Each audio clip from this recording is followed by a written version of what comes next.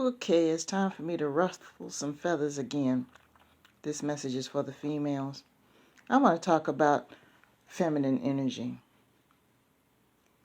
There are a lot of people that I know, and they've had successful lives. They became millionaires, or they became big leaders. And, there's nothing wrong with leadership. There's nothing wrong with having your own business and being successful.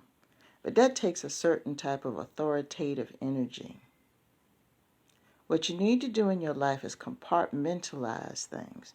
You need to adjust to the setting that you're in. And unfortunately, not a lot of women that were in my generation and the generations that come after us, majority of us was taught how to be independent women. And being an independent woman is not a bad thing, don't get me wrong, because a lot of men in this world need a helpmeet. They need someone who knows how to handle things. My point is that sometimes when they leave the business and lock the office door, or when they shut off the computer because they've been counseling all day, or whatever the case may be, they can't come home and turn the leadership off.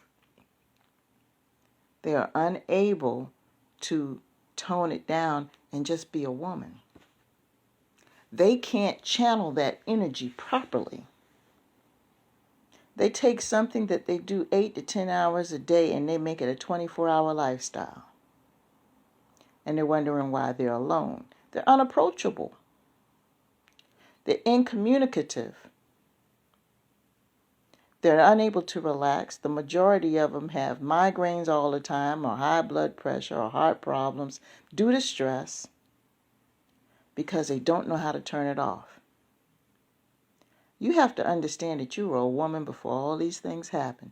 Either you're a woman or a developing woman. And there's certain beautiful things about you that men like.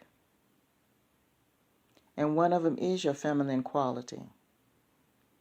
You possess the emotional traits and the softness and the calmness that they seek from being out in the world every day. Now, I'm not going to go into a big thing about what men think because I'm not a man. I'm just simply telling you based on information that I receive from people that I've talked to men that I've talked to women that I have talked to who have dealt with men and can't keep a man, to women that I've talked to that are my age and older who never had a long-term relationship because they don't know how to dial it down. Once upon a time when I was younger and I had to prove myself, oh yeah, I carried that energy all over the place. I was the first one to always say, I'm going to do it myself, I'm going to do it myself, I'm going to do it myself. And I look back at some of those situations, I'm like, you know what, when such and such happened back then, I could have asked for a little help and I wouldn't have had to go through all that other stuff. But no, I had to prove something. Especially considering the fact that when I was a child, I was very timid, I was very anxious, I was very shy. And, I was that kid that was picked on a lot. I started to come out of my shell a little bit when I was in high school, but that's not the point.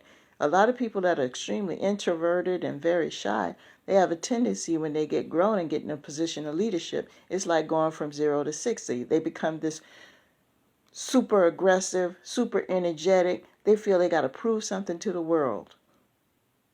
And I get that. I'm familiar with that. But the thing is, don't do it to the point where you're going to ruin the rest of your life because you're running people off.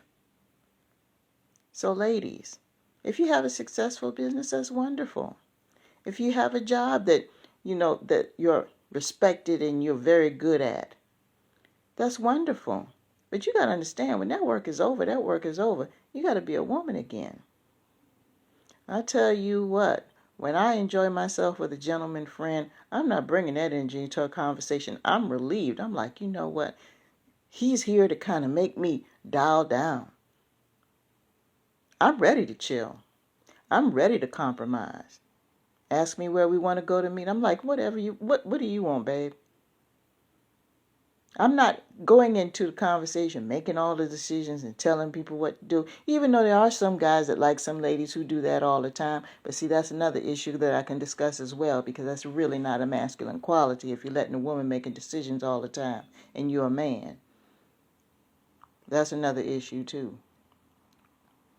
But the thing is I'm willing to let him take the wheel. I welcome it. Less responsibility for me. Less thinking I have to do. Helps me relax so I can be able to tackle being queen bee the next day. And there's nothing wrong with that. See, the thing is, y'all running around here thinking that it's wrong to let man make decisions sometimes. Y'all need to cancel that, man. Now you're trying to go against natural order, and there are actually some people that call themselves grown that think that we don't need men in this world. Come on, people, if you don't stop, that's going against natural order.